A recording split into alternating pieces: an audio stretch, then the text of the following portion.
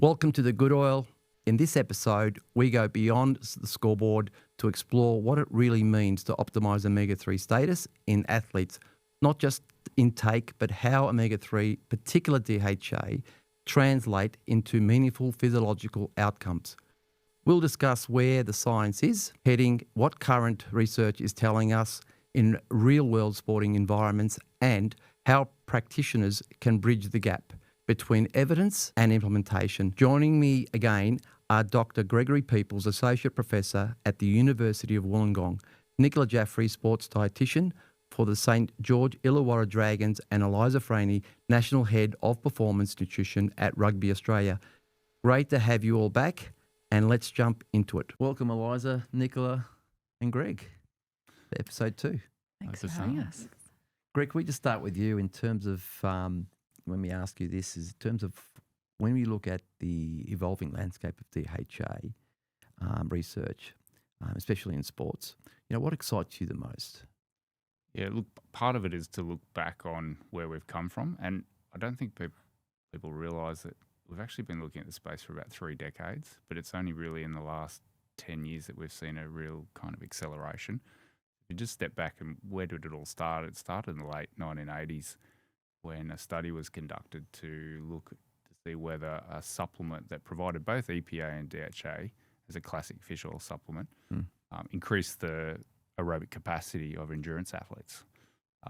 So it was a 6-week trial, and they provided a high dose and a moderate dose, which interestingly now, looking back, was a dose over 4,000 milligrams for the high dose, and it was one around about 2,000 milligrams for the moderate to low dose.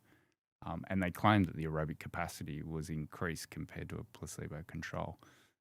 But it wasn't for about 10 years that another study appeared, and there was some applied sports performance papers that kind of then dripped out based on this report that the aerobic capacity could increase.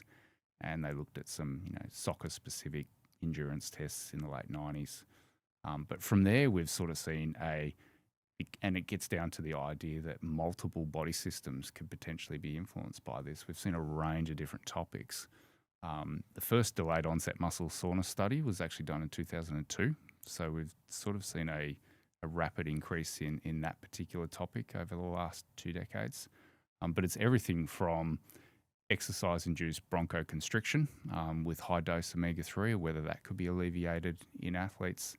We're seeing cognitive performance studies because we know that obviously the neural cells, and particularly the membranes of the nerves and the brain itself, really do operate well when they've got good levels of particularly DHA in them. So we've seen cognitive and reaction time-based studies start to appear. As we've mentioned before, the first omega-3 index study wasn't done until about 2014, where we started to better understand what athletes are actually intaking. But then we've seen the emergence of topics around, can we improve concussion recovery? And that's one that really we've only seen appear in the last decade or so, and there's a lot more work to do on that. So I guess the big theme is that it's not necessarily about one outcome or one body system or one type of athlete. There's actually potentially a lot of application across many different sports and many different environments. From a research perspective then, what we know is that the quality of those studies have also improved too. So initially, it's a tricky area to actually perform good trials on, because if you think about it, there's already a background intake of some of these fatty acids. So unless you actually really differentiate between a true control group and a proper intervention group, it's hard to then make evidence-based claims about what's happening. So that's also improved, and we can be more critical, I guess, of what claims we're making on these. But at the same time, we've noticed that there's an increased number of studies that actually include high-performing athletes as well. The typical study just involves university students that are physically active and healthy, but then it's difficult to actually translate that out into an environment where someone's potentially training every day of the week, having to recover quite quickly, having to compete on top of it. And so those studies have also increased in the last 5 years as well, and that gives us a little bit more translation. In saying that, I think we're on a bit of a launch pad now. It just demonstrates in a lot of research, it takes a couple of decades to kind of really set a platform, and then from there kind of make some good decisions on what areas that we could look for going forward. But I think it's generally going to cover topics around muscle, topics around inflammation, topics around brain health. And interestingly, it probably has been sidelined a little bit, going back to those cardiovascular questions as well, and having a look at the actual basic principles like resting heart rate recovery, I think will be really interesting too. And so when these athletes actually achieve their targets or see an improvement in their omega-3 index, what physiological changes do you think matters most for their performance? Yeah, so one really critical part to this is not just one study or two studies, but at level of evidence, we actually like to accumulate multiple studies into what we call systematic literature reviews and ultimately meta-analysis, because we know in science that not every study potentially will agree with each other, and we will get disagreement between studies. But at a meta-analysis level, we can actually accumulate, dozens of studies together, and we can look for overall patterns that are not just involving 20 participants that had official and 20 participants that weren't unofficial. We're actually combining thousands together. Those meta-analyses will start to increase now that we're seeing more studies appear in this particular topic. In terms of where we're sitting, we have to remember that from an Australian point of view, we have a sports supplement framework, and it's currently a Group B. And so for the framework, we have 4 categories, A being the highest level of evidence, and they're carried a lot with a lot of those SLRs and meta-analysis. B is that we see emerging evidence, but obviously more work needs to be done. And the C is really we don't see a lot of evidence at all at sort of that scientific rigor. Topic-wise, what's really interesting is that although it started as a cardiovascular topic, the leading area that's kind of fallen out is the ability to recover after muscle damaging activity. So that obviously involves themes around soreness and pain that people experience when they're recovering in that first 24 to 48 hours. Inflammation is obviously part of that. But importantly, in terms of the applied side, is how quickly do I return to my normal function? Because you know yourself that if you've done some exercise that causes that soreness, you're a bit inflamed, you don't quite feel right for the next couple of days. Your power potentially is a little bit down, your strength's a little bit down, your range of movement's a little bit down. So that has actually ended up being the most researched area. And we've talked about before, the first time that was studied is about 2002. But we've generally got enough studies now that we can combine that into a meta-analysis. And there's a few of us that are working on the side right now to look at sort of the highest level of evidence in that. Other than soreness, inflammation, and recovery, I think the other interesting area that we've mentioned before is the concept of the cardiovascular system. And that actually plays nicely into sleep, because if you have a think about sort of what happens during sleep, our cardiovascular system kind of goes down into basal mode, very low mode, low resting heart rate, low metabolism. And what will be really interesting is to determine whether there's an interaction between omega-3 intake, sleep, and the cardiovascular system. So I think that will be an interesting topic. And the other one, if we sort of turn our attention to sort of the idea of repairing and supporting cell recovery, is the idea that brain injury. And that's not just in sport. So there's a lot of environments where brain injury is really, critical to an individual. But brain injury doesn't have to also be a concussion case. It can be those repeated small incidental movements of the brain. And so what will be interesting is to determine whether or not some of the new trials that are actually just taking place right now at a higher level, what we call RCT, randomized controlled trial, will fall out in a way that supports the idea that omega-3 is potentially, we know it supports brain health as we age, but can it actually support in the short term some of those recovery situations that some people find themselves into if they've had a brain injury, and that can involve just those small incidental knocks as well. Yeah. I'll just bring Eliza or Nicola into this and yourself, Greg, but in terms of, have you observed any differences in how quickly athletes respond to omega-3 indexes, interventions? What might explain why some athletes improve their omega-3 index faster than others, whether it's male to male, male to female, and so forth? I think there's a few different factors.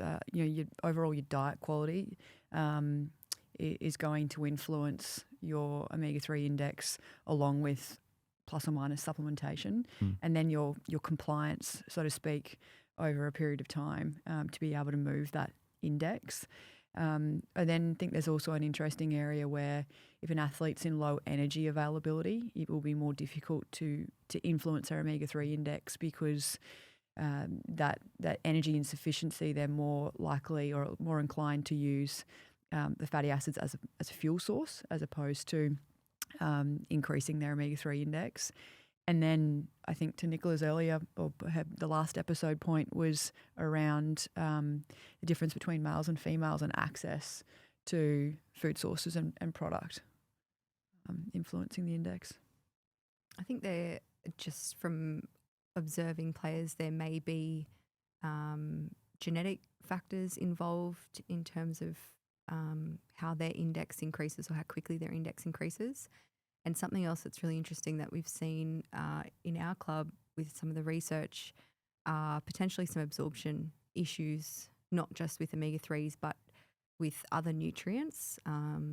There have been individuals who have been low in other nutrients, and we've seen that their omega-3 index has really, marginally moved up despite supplementation and food intervention.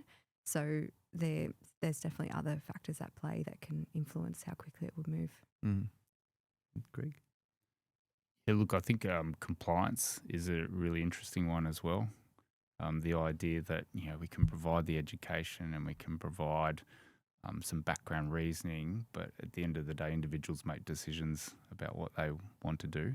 And we see that from a research point of view. The one of the biggest thing we always try and make sure from study quality is that when we bring people into a study, we want to make sure compliance is 100%. Yeah.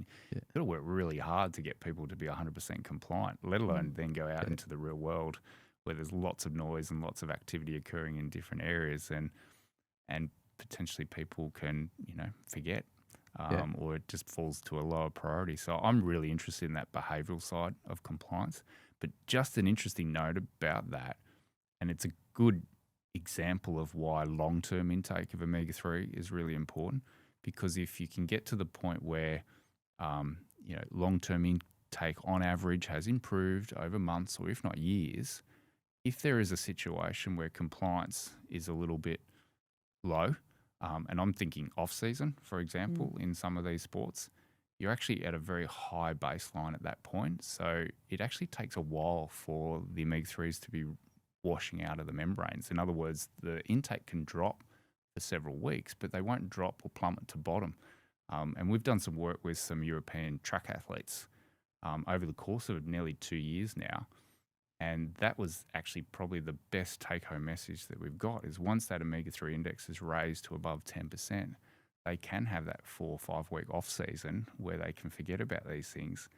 And it's not falling back to 4, it's actually falling back to 8 or 9, which for everybody else, that's what they're aiming for. But actually that becomes the new baseline of which they're then starting the next season on. And so that can easily then be raised back over 10% at that point in time. So I think that's a really interesting cross-section to how people actually kind of operate on a yearly seasonal basis, is how those intakes don't have to be 7 days a week. But if the behaviour in the long term brings in some patterns, it means that there can be some periods of time where, that idea that I've got to be thinking about omega-3 7 days a week could actually sort of be pulled down at certain times, and there can be sort of, we can relax a little bit. So you two are probably in charge of the compliance part, right? The behaviour of taking the omega-3. Is the delivery system important? I mean, do you have a dream delivery system that would make it easier for athletes to take their omega-3 under your watch and without your watch? I think just to highlight a point there, that ultimately the athletes that we work with, they've got to be accountable to, their own journey. So we can certainly provide access to supplementation, the right food choices, but ultimately the compliance, it lands with them. That said, it would be worst case scenario if you had a really compliant athlete and then the product that you made them accessible to was not actually a good quality product or high enough in omega-3 or in potentially the EPA DHA ratios we'd like. So which brings us to the sort of ideal delivery system. And I don't know if it exists, but ideally I'd love to be able to have 2 delivery systems. One, being a soft gel, because with athletes they don't tend to have the capsule fatigue that, say, general population can rightfully experience. And there's no flavour fatigue associated with a capsule. However, if you had a powder that could be added to things like shakes and smoothies and essentially fortifying food, that would be a bit of a game changer, because it then takes away or gives us an additional vehicle to be able to deliver omega-3 without just using a capsule. I agree. If I could roll everything, make it as simplified as possible, I think it would make it easier for the players to be more compliant. In saying that, again, very similar to Eliza, the behaviour change part of it is huge. So a huge part of our role is not just prescribing, but helping the players to understand the benefits and to get the buy-in and to get them to want to take it. Because once they want to take it and they're invested, their compliance will be much, much better. But if we can simplify and I could add omega-3 to a post-training protein shake or something of the sort, it would be great. And not just omega-3, but all the things that we ask them to take. Well, I'm sure there's some all together. I'm sure there's supplement suppliers at the moment listening to this. So there's your pitch. That would be wonderful. Somebody will come in. What about you, Greg? Look, I think it is the idea that we don't need one particular product to solve the problem 100%, and the idea that we could spread the load on this intake. And the classic example is that you can go to Whole Foods straight away, and you can have a combination of Whole Foods and a supplement. As we know, 2 fish meals per week. It's not much, but for some people, obviously, we have to acknowledge they don't like fish. But if you can be in that pattern of 2 fish meals per week, it is actually quite interesting how much that baseline can be moved from say 4.5% up to 6 or 6.5%. So if that's already been achieved through a whole food dietary or behavioural change, the amount of supplement that's needed on top of that could be a bit lower as well.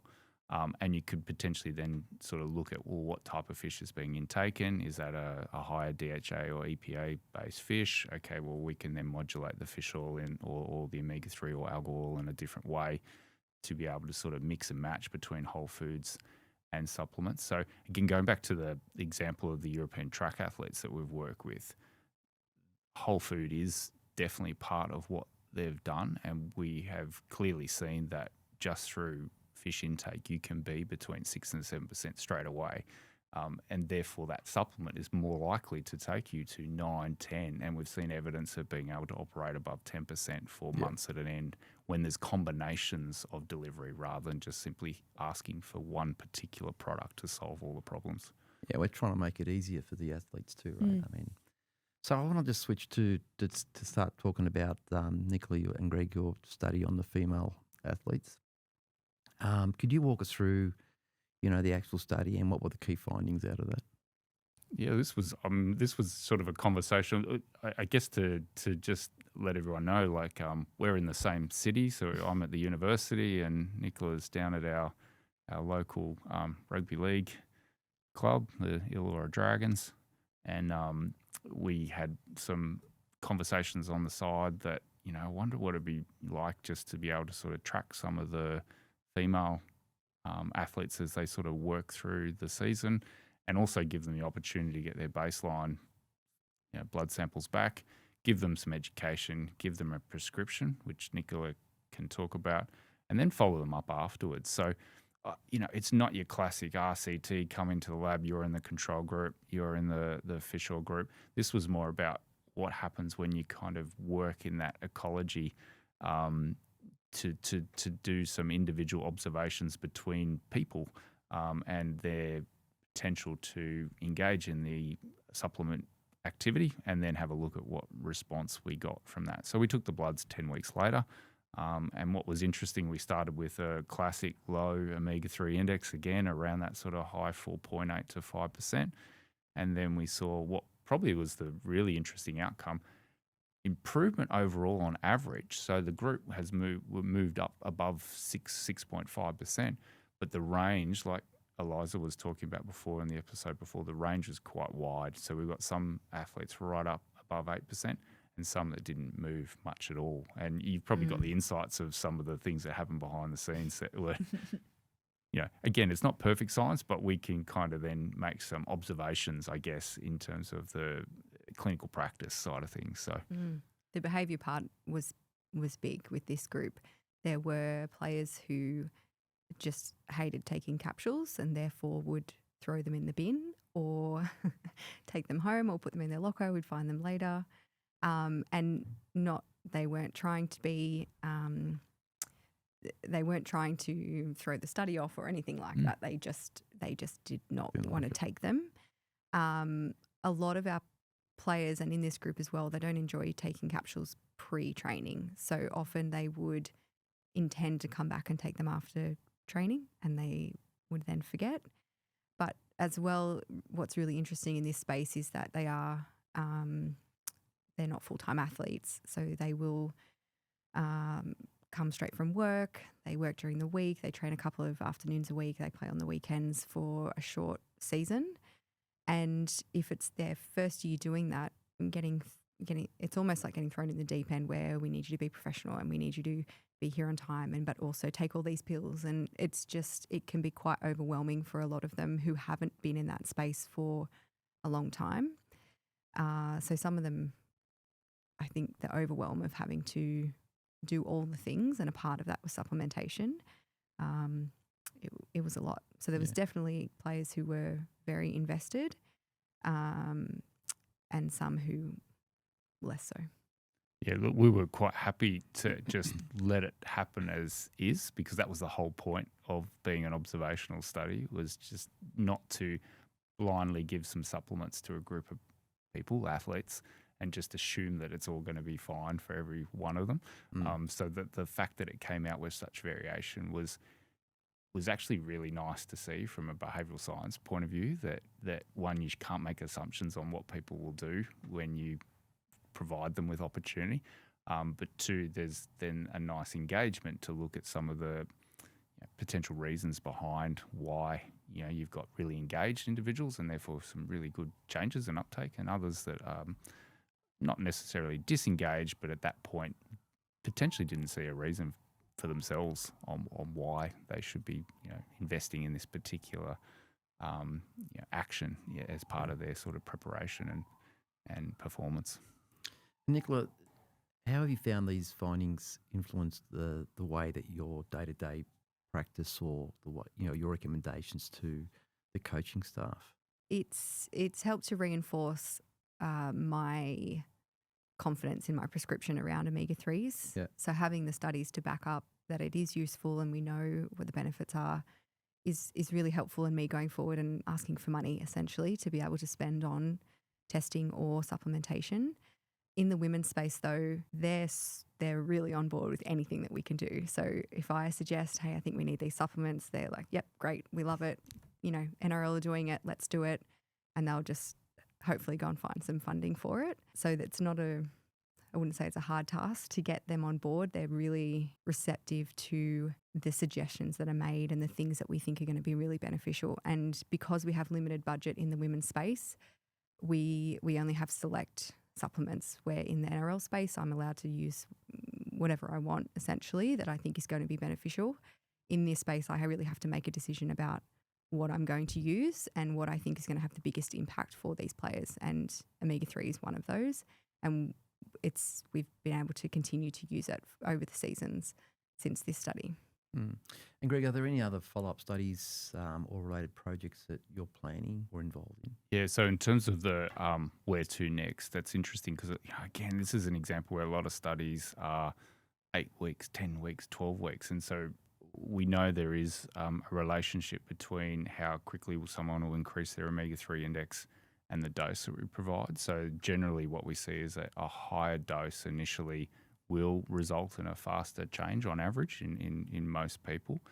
But I think what will be really interesting is rather than just always treating something as a 3-month activity, if we can get a feeling about, like we talked about before, this idea that we could be moving through cycles across a year, which involve different parts to the season, and get a full picture on how people actually are changing at different stages of the season, that potentially then ties into the idea of being able to be a little bit more strategic in the way that omega-3s, EPA and DHA are being promoted or reminded or accessed. And that ties back that, there's going to be periods of the year where people are off doing their own thing in off season, and that's fine. If we can understand, what happens to them in that period of time, that's good. And then that gives more evidence about, well, when do we need to actually start with sort of more, precise provision of these omega-3s so that we know that people are, above 8% in a certain amount of time. And then really what would be really interesting is determining whether those initial high doses could actually drop back into a maintenance dose. Like we talked about before, the washout doesn't occur in 24 hours. Those tissues and cells have incorporated those omega-3 fatty acids into their cells. So there is potential to look at loading phases and then maintenance phases, and that really hasn't been done either. Yeah. So I think that will be something from a practical point would be something that we could work on, but obviously they're much longer term studies. I think that's also just an important point. Nicola and I's role is in a lot of instances about being an advocate for the athlete, and I think we forget sometimes that they're not robots, and that brief period of time in a year where they are on leave is an opportunity for them to detach from the daily training environment, which quite often correlates with a desire to come off all supplements just to have a bit of a break from the cognitive load associated with being a professional athlete. So if we could work out, the way to optimize dosing over, say, a season, that period of time that they're not taking the supplement is okay, then that'd be a pretty powerful prescription. So, clearly from the work that you guys have been doing, the evidence continues to grow, right, in terms of the importance of DHA supplementation for athletes. So what's missing, before we can actually be at a stage where we can formalise an omega-3, guidelines for these performance athletes? I think, Greg will be able to talk to this probably the best, but I do think, what I would like to see is clarity around the optimum DHA versus EPA dose. And therefore, a total omega-3 dose, and potentially, do we need to prescribe or account for energy expenditure and or body mass in that prescription? Yeah, I fully agree. Like we're in a position now where we could start to fine tune some of these questions so we can get a bit of a better idea between individuals on their dose, and it could relate to the one athlete's in excess of 100 kilos and the other athlete potentially is quite light. So that will be a really interesting question. And then the EPA versus DHA is going to be really fascinating. And what we need to be looking at is, again, omega-3 has always been sort of bundled as the topic, and often it's omega-3 fish oil. And that just simply comes with both fatty acids, and we've been happy to accept both fatty acids coming through whatever ratio, which is often higher in EPA, mind you, compared to DHA. Separating those two will be really interesting. So providing EPA only and DHA only, and then potentially looking at ratios between those two. So what happens when it's a 75-25 split where DHA is now the highest and EPA is lower? How does that actually affect the red blood cell? And then we can look at changes from that point in time as well. And don't forget too that we've again been dominated by the fish oil provision, But we've got also the other sources, such as algal sources, that I think will open up some really interesting conversations around access through the algal industry rather than just the fish oil industry as well. Yeah.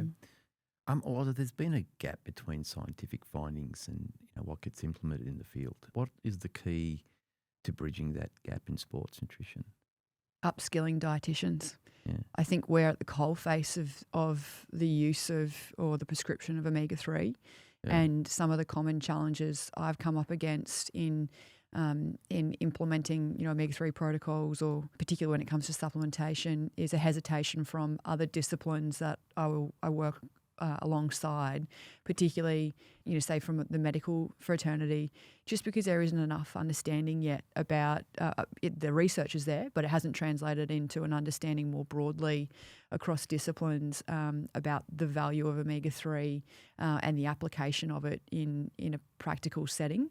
I still get questions around, I thought fish oil, thins your blood. Should I come off it before I have surgery for my, knee clean out, etc. Or some of the hesitations around, high doses on cardiovascular implications. So those, that myth busting is a big piece of the barrier that stands between the science and the practical application, and then the dietitians being upskilled to be able to be confident to have those conversations about how the value that this can have and the science behind it. Yeah, and you obviously we talked about this, but you travel a lot around the world and spend a lot of time around the world, and you're obviously going to be exposed to different formats of supplementation of omega-3. Could you maybe give us some examples of what you've seen out there in terms of how other groups are supplementing their athletes? Yeah, I've seen a few different iterations of omega-3 delivery, and quite commonly probably in a liquid format. There was a product in the US that I came across that was a quite a thick sachet liquid, orange sort of flavoured, high dose that was being used in NFL, a pump bottle of oil, which I'm still the jury's out on that one. And then fortified foods, which is I think definitely the future landscape's we're going to see a lot more foods fortified with omega-3. Yeah. And so I'm going to ask this to you and Greg, but how important is it ongoing monitoring, like repeated omega-3 index testing, in sustaining improvement in the athlete status? This is one we've got to strike a balance on, because athletes are they have people coming at them from every angle wanting to test things and measure things, and we've got to strike the balance between meaningful testing and impact and not fatiguing them. What I think the sweet spot is in rugby union is a baseline test, an intervention period, and then and a protocol specific to that athlete, whether it be diet only, diet plus supplements, or supplements only, and then that becomes their protocol. We then retest 3 months later to see where they're at. Ideally, they should be at optimum or above, in that sort of 8% or above range. And then we know that that's what works for them. That's their holding dose, essentially. So if they stay on that for most of the time, they will stay, in that optimum range. Yeah, look, I've seen examples where they're being over-tested. And it is definitely a misunderstanding of what the test is actually reflecting. And it is reflecting ultimately the long-term intake. So you don't need to test every month. That's the whole concept. But it's the strategy about putting in place a yearly program that might mean that for some players that after 2 years of better understanding their intake to omega-3 index ratio, they might only have to be tested once a year just to check that things are going okay. So this is the concept of individuals being able to get some feedback that allows them to better understand their own intake, which then gives them confidence that even without a test, I know I'm taking in enough for me. So a strategy that involves maybe initial screening of a group, but eventually it may be that you're just working with some high priority individuals later in the year where there may be some challenges on intake, or we might even be dealing with some non-responders. But that's the smaller proportion that might be having multiple tests. The majority really are getting away with just maybe 1 or 2 tests a year. Ultimately, it could just be 1 test a year. Yeah. So for Nicola and Eliza, in terms of what strategies have you sort of implemented to ensure the right habit, right, that the athletes are going to take their omega-3 and becomes part of their practice, in terms of nutrition? Well, in our club, like I said before, we do set out their supplements for each main training day. So whenever they're in the club, they'll take their supplements either in the morning or after training, but it is set there for them with their name. It's labelled. It's got all of their pills that they take for that day. And that we've discussed this before about, handing things to them on a silver platter versus asking them to be accountable for their supplementation intake. And for us at this point, it makes their life easier. And they have so many demands on their time and their mental energy as well that for me, I feel like that's a strategy that is helpful at the moment for most of our players. So we do set it out for them, and it has been effective for that. And the other piece is just the education piece around food intake, which I don't have the capacity to monitor really closely day to day what every single person eats day in and day out. But intermittently, we will do diet recalls, and we'll check that is being implemented at some point, across the season at a couple of touch points there. Mm. Yeah, I think just to echo Nicola's point, you've got to know your athletes and what's realistic in the daily training environment. Our environment's a little bit different. We're decentralised. We're on the road for 6 months and we move every week. So, we live out of kit bags, and that means most of the athletes that I work with are given their own individual supply of omega-3, and then it's up to them to travel with that omega-3 source.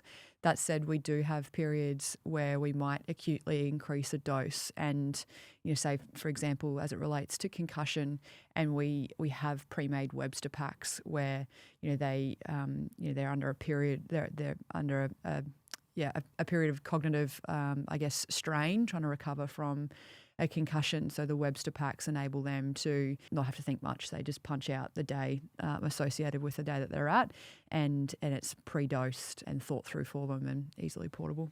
Yeah. And what you guys are doing is sort of pioneering in terms of the work you're doing with Greg. I know there'll be listeners who are from the supplement industry. How do you think, sporting organisation and supplement companies can work together to make it more effectively to support, the evidence-based DHA use? This is a great question. I could talk about this for a little while.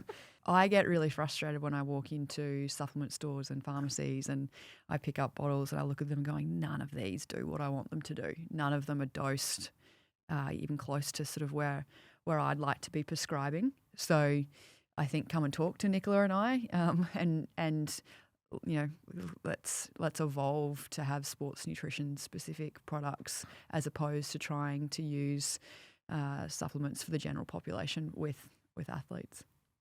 Just in the elite space as well, the availability of products that are tested, third-party batch tested, is also it really limits what we can use. So you could have the best product available, but if it's not third-party tested for banned substances, we can't give it to our players. So that it's definitely increases the cost for the supplement company. But in the elite space, that really is the thing that limits what we can give our players. Greg, I think there'll be some dietitians listening to this that it's going to really light a fire in their belly to find out more about omega-3 and how it applies to athletic populations. One of the questions I get asked quite often, particularly from the medical fraternity, is how much is too much? What are the upper limits of omega-3 intake? Yeah, so from an international perspective, the upper safety limits are always around the 5,000 milligrams per day, and that's just a total EPA plus DHA. So that's our general guideline that we have that, the medical fraternity are sort of potentially aware of. And we have to remember too that those higher doses are often used in some pathology-based scenarios. So lowering blood triglycerides is an example. It actually takes quite high doses of omega-3 to be able to do that. So pushing towards 5,000 is generally seen to be acceptable. In saying that, what is really quite interesting is that often that's associated with the adverse effects, and you mentioned one before, so bleeding time was, one of the key topics that we've always been asked about or others have been worried about. And if you go back and have a look at the doses that were associated with or the intakes, I should say, that were associated with the initial studies in the 1970s that associated lower cardiovascular disease risk associated with the observations that were being made about bleeding time.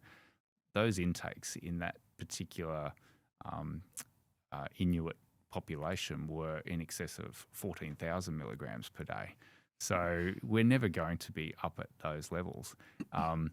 And the other part about it is also just getting to the point of separating the idea that EPA and DHA are the same fatty acids, and they're not. And so from a bleeding perspective, it's actually EPA that's involved in that. So if your supplement is a DHA supplement, well, that's just not part of the conversation now because DHA is not involved in the bleeding side or the bleeding aspect to that. The other one that often comes up is the AF, atrial fib. But again, those doses have been in excess of 4,000 or 5,000 milligrams. And there's been really no evidence in healthy populations that AF incidence goes up. A lot of that story that occurs around increased dose of omega-3 and AF has been side products of large-scale studies in pathology groups. So they're older adults with other complications that potentially involve cardiovascular complications where there is often a headline that omega-3 causes an increased risk of AF. That's fine. That's specific to that particular group of people that sometimes are quite unwell as opposed to a healthy young person. Because what we know is, again, take DHA, it's actually anti-arrhythmic. It actually lowers your heart rate and protects you from arrhythmias. So I think there's always been a disjoint between particularly those two topics and can I take too much and am I at risk? So I think to summarise, anything under 5,000 milligrams has generally been regarded as safe, particularly then if you're looking at being specific about is it EPA or DHA. All right, well, so we'll wrap up this episode in terms of final thoughts. What's the one thing that you wish more people understood about DHA and athletic performance? I wish there was a broader understanding of the importance of DHA, particularly as it pertains to cognitive health and working in a contact sport. That's a pretty big part of all of our lives. I would agree. I just wish there was better understanding of all of the areas that it can impact. There's not a huge amount of supplements or, nutrients out there that probably impact so many areas and are beneficial in so many areas. So just that better education around, its use and how we can utilize it best in performance. And then I think it's really nice to have the conversation that performance is always the end game, but there's all these other benefits of health and well-being and cellular health and longevity and physiological support that omega-3s can provide, of which performance could be an outcome from that. But it's not a conversation about going straight to the performance side of things. It's actually adjusting all of the cellular processes that are occurring that helps anybody, whether you're an athlete or non-athlete. And for particular situations, that potentially is going to play out in terms of performance changes. And probably the leading one we're seeing is obviously in terms of the recovery. So I would hope to see that, that we'd have a conversation around health and well-being as much as performance. I think that is one of the reasons, even while the research has still been evolving and it hasn't quite been there in terms of, muscle, concussion, etc. There's so many benefits to taking it. So it's a pretty low risk. It could potentially help performance or recovery or whatever it might be, but we know it's going to help all these other things. So let's take it anyway. And if it could have a benefit performance, then great. Well, I mean, if you look at DHA or omega-3, it has over 50,000 papers published. So it's probably, it is the most researched supplement on the market. I don't think you'd find a supplement. I'm trying to think of, is there another supplement that has such a broad-reaching impact on the body? No. It is a fairly comprehensive product. Yeah, when you look at, and key ones, right? Cognitive, heart, joint. What others?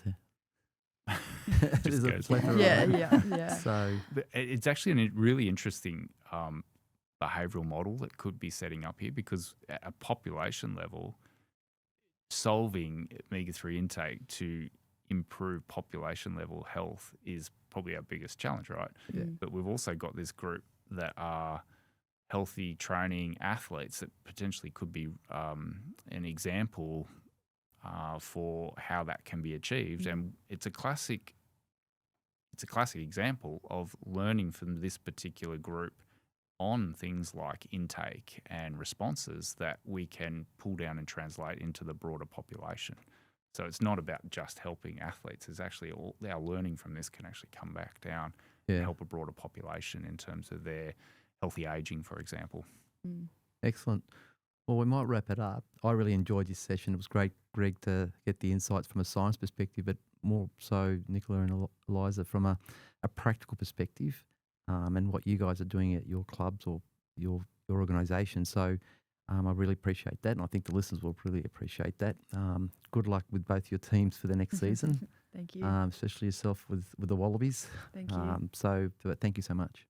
Thanks, Appreciate it. Sam. Thanks again to Greg, Nicola and Eliza for another insightful conversation. Today, we moved beyond intake and explored what it truly means to optimise omega-3 status in elite athletes, from the science behind DHA's physiological effects to the real-world challenges of implementation. We unpacked new research in female rugby athletes, discussed how practitioners can translate biomarkers into action, and looked ahead to where the next wave of omega-3 science is heading. If you're working in high-performance sport, I hope this episode gave you a clearer picture of how to bridge the gap between evidence and practice when it comes to DHA and omega-3 status. That wraps up part 2 of our series, and there's more to come as we continue exploring the evolving role of omega-3s in performance recovery and long-term athlete health.